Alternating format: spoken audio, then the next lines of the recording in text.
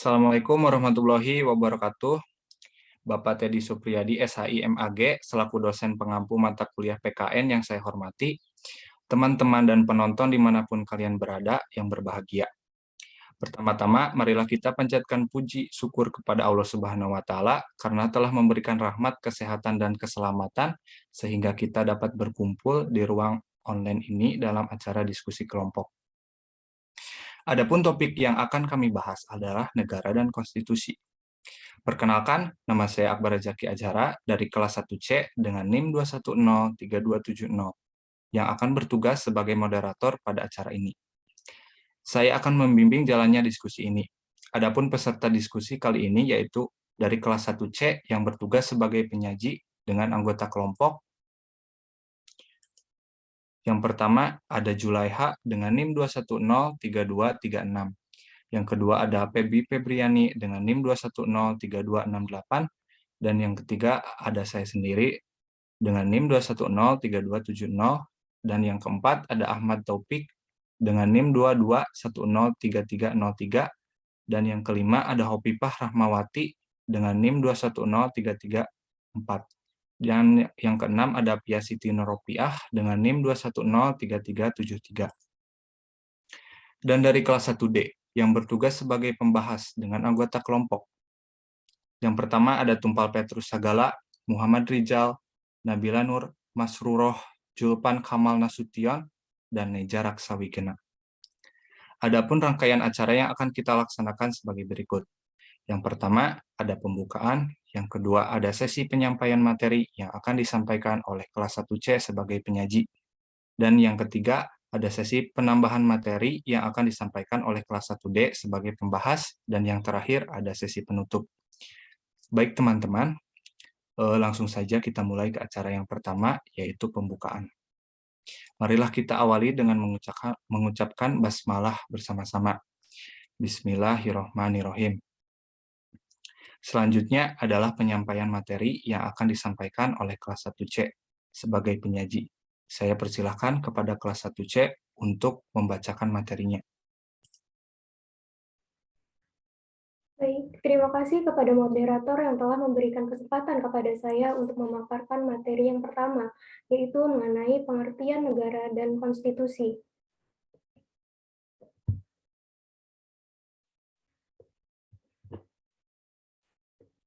Pengertian negara secara etimologi, kata negara berasal dari kata staat dalam bahasa Belanda dan Jerman, state dalam bahasa Inggris, etar dalam bahasa Perancis, status atau statum dalam bahasa Latin.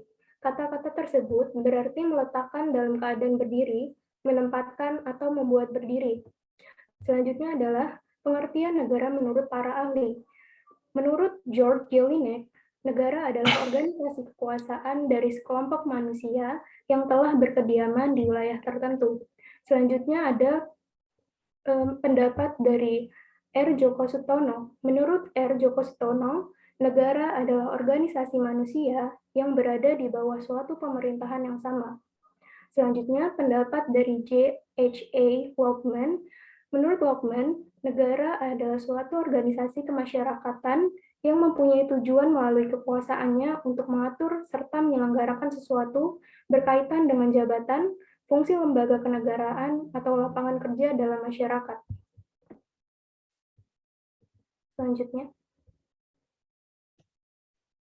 Selanjutnya adalah pengertian konstitusi. Secara etimologi, konstitusi berasal dari constitution dalam bahasa Inggris, kata konstituti dalam bahasa Belanda, constitution dalam bahasa Jerman, constitutio dalam bahasa Latin yang berarti undang-undang dasar atau hukum dasar. Selanjutnya adalah pengertian konstitusi dalam arti sempit. Pengertian konstitusi dalam arti sempit adalah piagam dasar atau undang-undang dasar bagi konstitusional, yaitu suatu dokumen lengkap mengenai peraturan dasar negara. Selanjutnya adalah pengertian konstitusi dalam arti luas. Dalam arti luas, konstitusi berarti keseluruhan dari ketentuan-ketentuan dasar atau hukum dasar droit konstitusional, seperti halnya hukum dasar pada umumnya. Hukum dasar juga tidak selalu berbentuk dokumen tertulis. Pengertian konstitusi secara luas dikemukakan oleh Bolingbroke dalam Modern Constitution. Sekian pemaparan dari saya. Materi selanjutnya akan disampaikan oleh rekan saya, yaitu Feby Febriani. Kepada Feby Febriani, saya persilakan.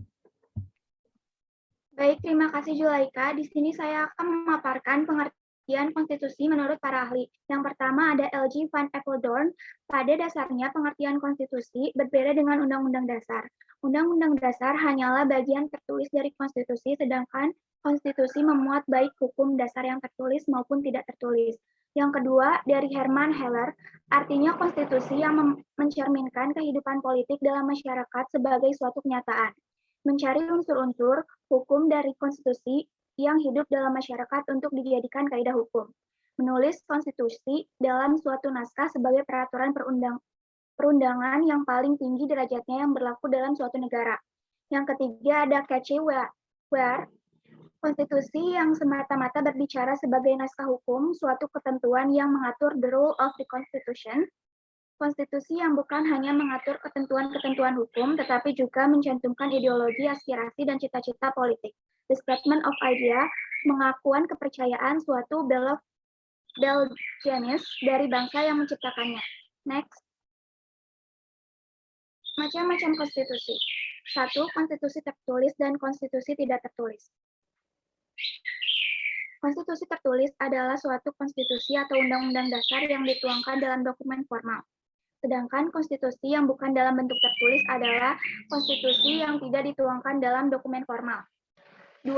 Konstitusi fleksibel dan konstitusi rigid.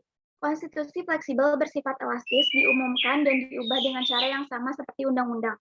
Sedangkan konstitusi rigid mempunyai kedudukan derajat yang jauh lebih tinggi dari peraturan perundang-undangan yang lain. Hanya dapat diubah dengan cara yang khusus atau istimewa atau dengan persyaratan yang berat. Yang ketiga, konstitusi derajat tinggi dan konstitusi derajat tidak tinggi. Konstitusi derajat tinggi adalah suatu konstitusi yang mempunyai kedudukan tertinggi dalam negaranya, sedangkan konstitusi derajat tidak tinggi adalah suatu konstitusi yang tidak mempunyai kedudukan seperti derajat tinggi. Sehingga persyaratan mengubah konstitusi ini tidak sesulit mengubah konstitusi derajat tinggi, melainkan sama dengan perubahan perundang-undangan. 4. Konstitusi Negara Serikat dan Kesatuan. Negara Serikat didapatkan sistem pembagian kekuasaannya antara pemerintah negara serikat dengan pemerintah negara bagian. Pembagian tersebut diatur dalam konstitusinya atau undang-undang dasar. Dalam negara kesatuan, pembagian kekuasaan tersebut tidak dijumpai karena seluruh kekuasaannya tersentralkan di pusat pemerintahan, walaupun dikenal dalam desentralisasi. Sekian pemaparan dari saya. Selanjutnya akan dipaparkan oleh rekan saya, yaitu Ahmad. Kepada Ahmad, dipersilahkan. Baik, terima kasih kepada Feby Febriani yang telah memberikan saya kesempatan untuk menjelaskan tentang asal mula terjadinya negara. Di sini asal mula terjadinya negara terbagi menjadi 3. Yang pertama adalah secara faktual, atau asal mula terjadinya negara secara nyata. Kemudian ada secara teoritis, ada beberapa teori, diantaranya teori ketuhanan, yaitu segala yang ada di dunia atas kehendak Tuhan. Yang kedua adalah teori kekuasaan, negara yang terbentuk atas dasar kekuasaan. Lalu teori perjanjian masyarakat, perjanjian masyarakat karena mendirikan bangsa dan memilih pemimpinnya.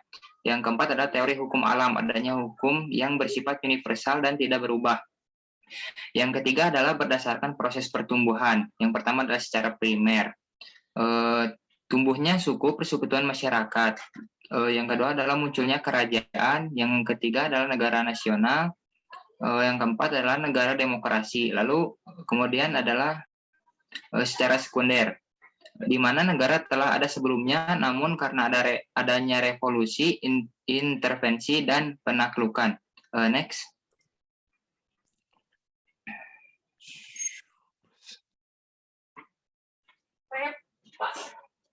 Nah, tadi sigat sareng mama Kak Isal sigat tadi antosan. Lalu di sini ada unsur pembentuk negara. Yang pertama adalah rakyat.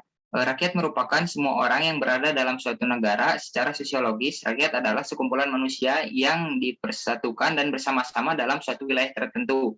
Yang kedua adalah wilayah. Wilayah merupakan landasan material atau landasan fisik negara, meliputi daratan, lautan, udara, dan eksteritorial. Kemudian adalah pemerintahan yang berdaulat.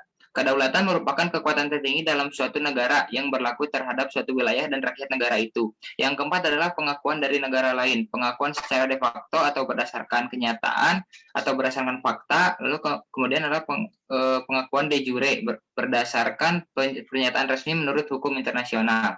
Mungkin sekian yang dapat saya paparkan. Untuk selanjutnya saya serahkan kepada Hovifah. Kepada Hovifah saya persilahkan. Baik, terima kasih kepada Ahmad Taufik yang sudah mempersilahkan saya untuk menyampaikan materi mengenai sifat-sifat negara dan tujuan negara. Yang pertama, sifat-sifat negara. Terbagi menjadi 3. Yang pertama ada sifat memaksa, berarti harus dapat menaati peraturan perundang-undangan demi tercapainya ketertiban dan keamanan. Yang kedua, sifat monopoli, yang berarti negara berhak menentukan tujuan bersama masyarakat. Dan yang ketiga, sifat mencakup semua, yang berarti segala suatu peraturan perundang-undangan berlaku untuk semua orang. Next.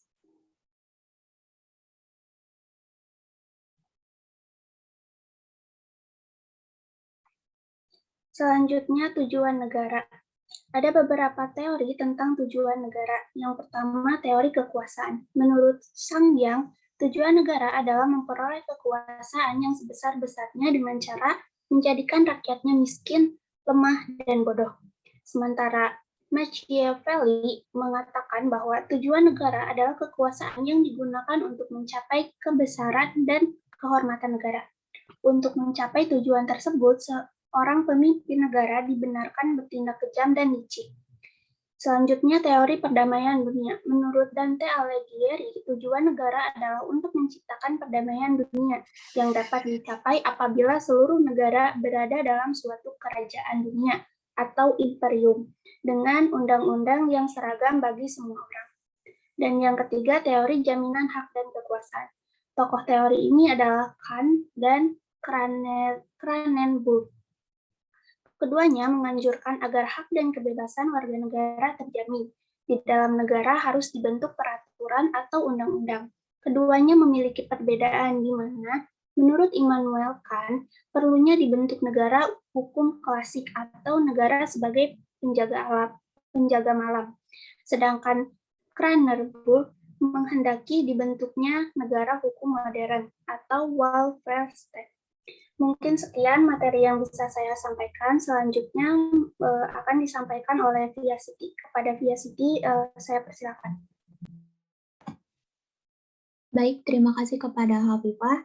Di sini saya akan memaparkan materi selanjutnya mengenai fungsi negara. Fungsi negara secara umum ada 4, yaitu yang pertama, melaksanakan ketertiban dan keamanan. Yang kedua, fungsi kemakmuran dan kesejahteraan. Ketiga, fungsi pertahanan dan keamanan, serta keempat, fungsi menegakkan keadilan. Dari pemaparan materi yang sebelumnya sudah dijelaskan, kami mengambil kesimpulan bahwa negara adalah suatu organisasi dari sekelompok atau beberapa kelompok manusia yang secara bersama-sama mendiami suatu wilayah tertentu dan mengakui adanya suatu pemerintahan yang mengurus tata tertib serta keselamatan sekelompok atau beberapa kelompok manusia tersebut. Konstitusi adalah ketentuan-ketentuan yang mencerminkan kehidupan politik dalam masyarakat yang dijadikan kaidah hukum. Contohnya yaitu Undang-Undang Dasar 1945. Negara dibentuk oleh 5 unsur, yaitu rakyat, wilayah, pemerintah yang berdaulat, dan pengakuan dari negara lain. Jika salah satu unsur tidak ada, maka tidak dapat dikatakan sebagai negara. Agar negara berjalan dengan baik, maka negara memiliki 3 sifat, yaitu memaksa, monopoli, dan mencakup semua.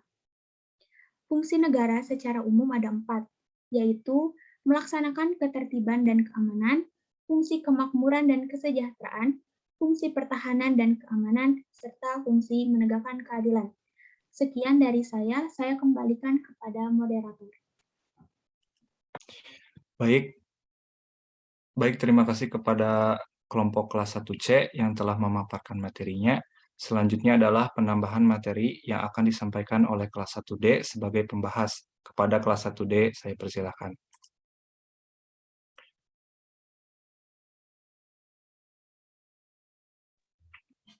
Baik, Assalamualaikum warahmatullahi wabarakatuh. Terima kasih kepada moderator yang telah memberikan kelompok kami sebagai tim pembahas untuk menjelaskan lebih lanjut yaitu mengenai konstitusi di negara Indonesia.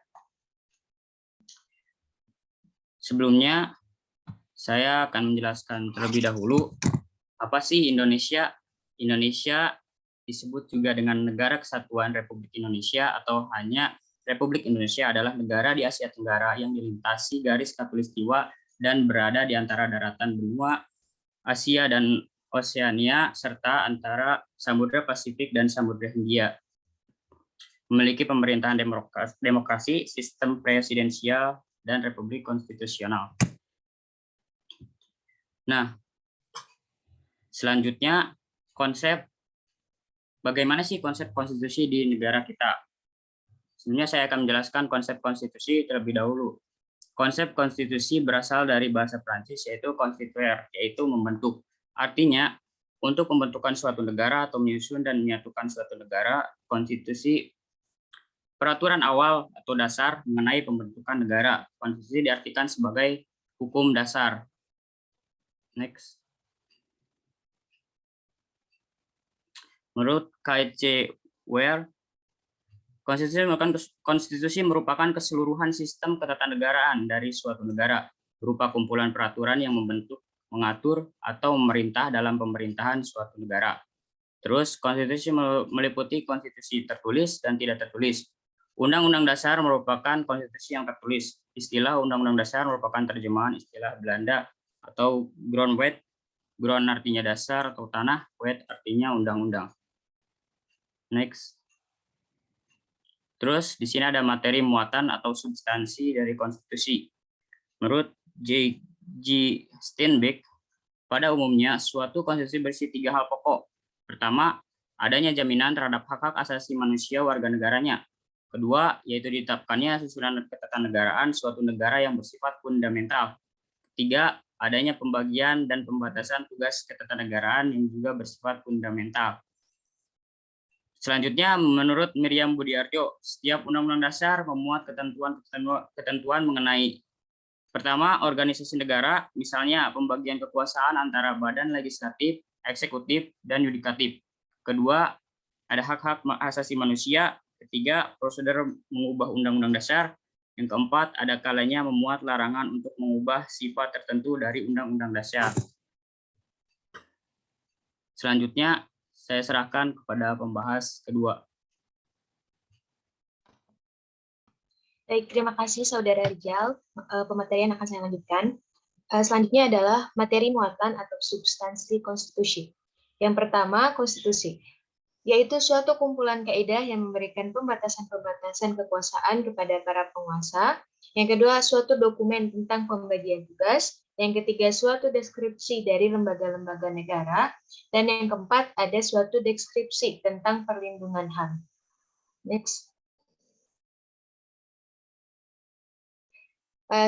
Materi selanjutnya yaitu kedudukan konstitusi negara.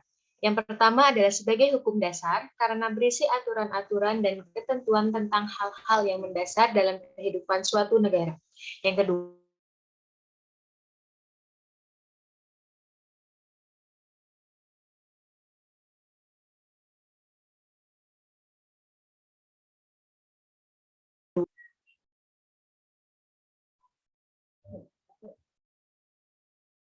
next, Jar.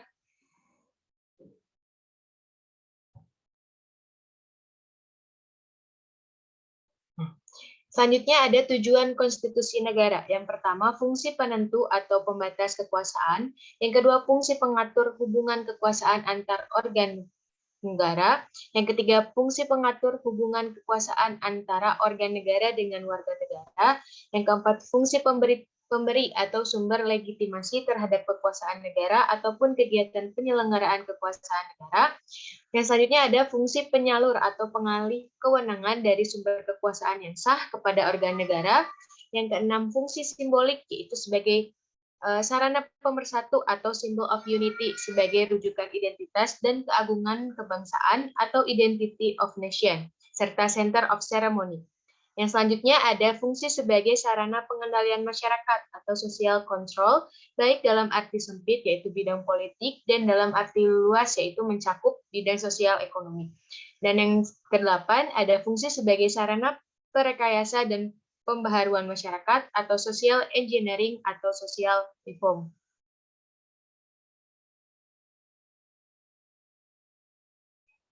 Selanjutnya ada tujuan konstitusi negara. Yang pertama untuk memberikan pembatasan dan pengawasan terhadap kekuasaan. Yang kedua untuk membebaskan kekuasaan dari kontrol mutlak para penguasa serta menempatkan bagi penguasa tersebut batas-batas kekuasaan mereka. Dan yang ketiga ada menjamin pemenuhan hak-hak dasar warga negara. Selanjutnya materi akan dilanjutkan oleh Saudara Nezar. Terima kasih kepada Saudari Nabila. Selanjutnya saya akan menjelaskan Konstitusi Indonesia. Konstitusi Negara Indonesia adalah Undang-Undang Dasar 1945 yang pertama kali disahkan oleh PPKI tanggal 18 Agustus 1945. Dalam tata susunan Peraturan Perundang-undangan Negara, UUD 1945 menempati tingkat tertinggi. Menurut jenjang norma hukum, UUD 1945 merupakan kelompok Gesetz atau aturan dasar atau pokok negara yang berada di bawah Pancasila sebagai Grundnorm atau norma dasar. Selanjutnya perubahan UUD 1945 dan hasil-hasilnya. Secara filosofis, konstitusi sebagai kelandasan kehidupan bernegara harus senantiasa menyesuaikan dengan perkembangan yang terjadi di masyarakat. Perubahan UUD 1945 dimaksudkan untuk mengubah dan memperbarui konstitusi negara Indonesia agar sesuai dengan prinsip-prinsip negara demokrasi. Adanya perubahan terhadap UUD 1945 diharapkan semakin baik dan lengkap menyesuaikan dengan tuntunan perkembangan. Perubahan UUD 1945 menggunakan sistem adendum. Perubahan terhadap UUD 1945 dilakukan oleh MPR sebanyak 4 kali. Perubahan pertama yaitu pada sidang umum MPR tahun 1999 disahkan 19 Oktober tahun 1999. MPR dalam sidang umum tahun 1999 mengeluarkan putusan mengenai UUD 1945 dengan perubahan yang kemudian dikenal dengan perubahan pertama. Perubahan pertama atas UUD 1945 tersebut diambil dalam suatu putusan majelis pada tanggal 19 Oktober 1999. Perubahan pertama ini MPR mengubah pasal 5 ayat 1, pasal 7, pasal 9, pasal 13 ayat 2, pasal 14, pasal 15, pasal 17 ayat 2 dan 3, pasal 20 dan pasal 21 UUD 1945. Selanjutnya perubahan pertama yang telah diamandemen sebanyak 9 pasal. Selanjutnya saya serahkan kepada rekan saya Petrus. Kepada Petrus, saya persilahkan. Baik, terima kasih Reza telah mempersilahkan saya untuk memaparkan materi selanjutnya. Yang selanjutnya masih tentang perubahan UUD 1945, yaitu perubahan kedua sidang tahunan MPR disahkan pada tanggal 18 Agustus tahun 2000.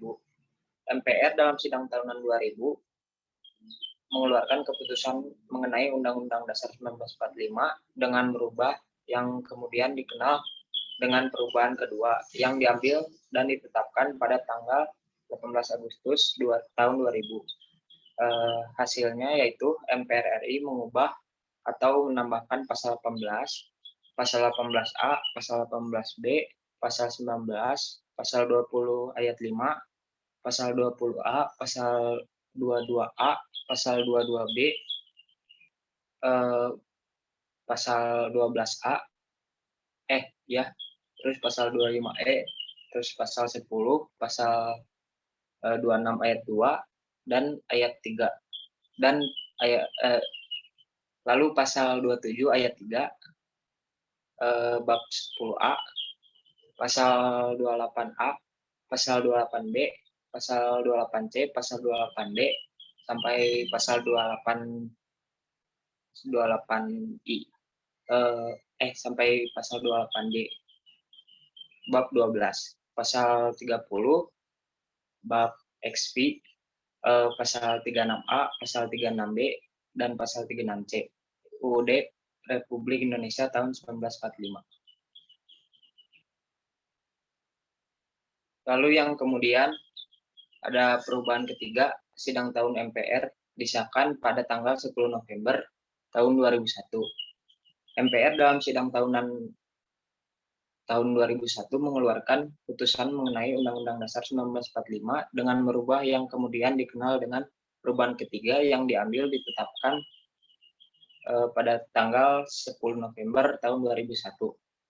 Lalu hasil-hasilnya yaitu MPR RI mengubah atau menambahkan pasal 1 ayat 2 dan 3, pasal 3 ayat 1, 3 dan 4, pasal 6 ayat 1 dan 2, pasal 6A ayat 1, 2, 3 dan 5, pasal 7A, lalu pasal 7B ayat 1, 2, 3, 4, 5 sampai 7, lalu pasal 7C, lalu pasal 8 ayat 1 dan 2, pasal 11 ayat 2 dan 3, pasal 17 ayat 4,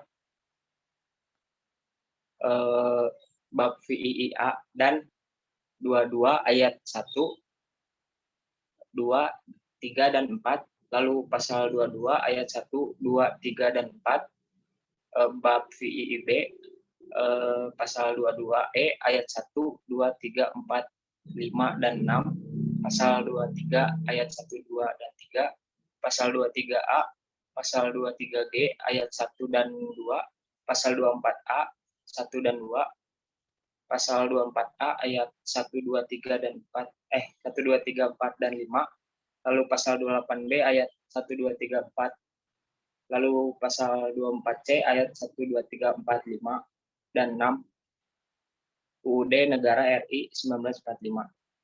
Jadi pada amandemen yang ketiga yang diamandemen sebanyak 23 pasal. Lalu kemudian ada perubahan keempat, sidang tahun MPR yang disahkan pada tanggal 10 Agustus 2002. MPR dalam sidang tahunan tahun 2002 kembali mengeluarkan putusan mengenai UUD 1945 dengan perubahan yang kemudian dikenal dengan perubahan keempat yang diambil dan ditetapkan tanggal 10 Agustus tahun 2002.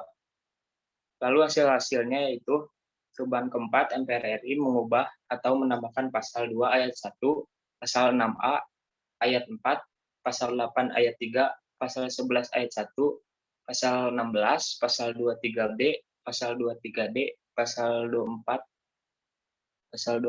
ayat 3, bab XIV, pasal 33 ayat 4 dan 5, pasal 34 ayat 1, 2, 3, 4, lalu pasal 37 ayat 1, 2, 3, 4, 5, lalu aturan peralihan pasal 1, 2, 3, lalu aturan tambahan pasal 1 dan 2 UUD Negara RI tahun 1945. Jadi pada perubahan keempat ini yang diamandemen sebanyak 13 pasal serta 3 pasal aturan peralihan dan 2 pasal aturan tambahan. Materi selanjutnya akan dijelaskan oleh Saudara Zulfan. Kepada Zulfan dipersilakan. Baik, terima kasih kepada Petrus. Ini saya akan memaparkan materi tentang penjaga UUD Negara Republik Indonesia tahun 1945. Menjaga kemurnian UUD Negara Republik Indonesia tahun 1945 dibentuk Mahkamah Konstitusi. Tugas Mahkamah Konstitusi Republik Indonesia yang pertama menguji undang-undang terhadap undang-undang dasar, yang kedua memutuskan sengketa kewenangan antar lembaga negara, yang ketiga memutuskan pembubaran partai politik, yang keempat memutuskan perselisihan hasil pemilu, yang kelima memutuskan pendapat Dewan Perwakilan Rakyat dalam proses impeachment presiden dan atau wakil presiden, yang terakhir yaitu memutuskan sengketa pemilihan kepala daerah. Next. Konstitusi yang pernah berlaku di Indonesia. Indonesia telah berlaku 3 macam undang-undang dasar dalam 4 periode. Yang periode pertama itu periode 18 Agustus 1945, 27 Desember sampai 27 Desember 1949. Berlaku UUD 1945. UUD 1945 terdiri dari bagian pembukaan batang tubuh yang terdiri dari 16 bab, 37 pasal, 4 pasal aturan peralihan, 2 ayat aturan tambahan, dan bagian penjelasan. Yang kedua yaitu periode 27 Desember 1949 sampai 17 Agustus 1950.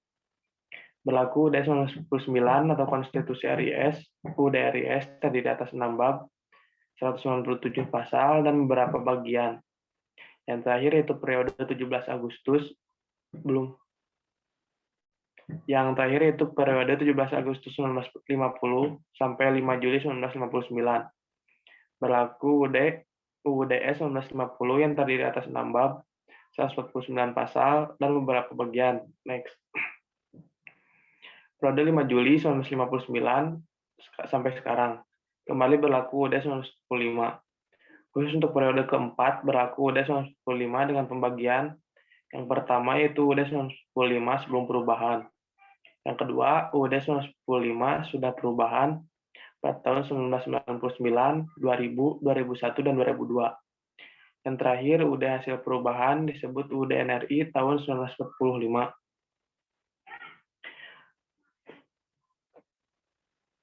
Materi selanjutnya itu tentang konstitusi yang pernah berlaku di Indonesia. 18 Agustus 1945 sampai 27 Desember 1949. Undang-Undang Dasar 27 Desember 1945 sampai 17 Agustus 1950. Konstitusi RIS 17 Agustus 50 sampai 5 Juli 1959. UUDS 1950 5 Juli 1959 sampai 19 Oktober 1999, UUD 1945. 19 Oktober sampai 18 Agustus 2000, perubahan yang pertama UUD Negara Republik Indonesia tahun 1945. 18 Agustus 2000 sampai 9 November 2001, perubahan kedua UUD Negara Republik Indonesia tahun 1945. 10 Agustus 2002 sampai sekarang, perubahan pertama, kedua, ketiga, keempat UUD Negara Republik Indonesia tahun 1945. 9 November 2001 sampai 10 Agustus 2002, perubahan pertama, kedua, ketiga UUD Negara Republik Indonesia tahun 1945. Baik, sekian materi yang dapat saya paparkan. Saya kembalikan kepada moderator. Baik, terima kasih kepada kelompok dari kelas 1D yang telah menambahkan materinya. Demikian presentasi kelompok kami. Marilah kita mengucapkan Alhamdulillah bersama-sama. Alhamdulillahirrabbilalamin. Tak terasa kita berada di penghujung acara. Saya sebagai moderator meminta maaf atas kekurangannya dan terima kasih untuk perhatiannya. Kepada penonton, saya persilahkan jika ada yang ingin ditanyakan untuk mengetik pertanyaannya di kolom komentar. Wassalamualaikum warahmatullahi wabarakatuh.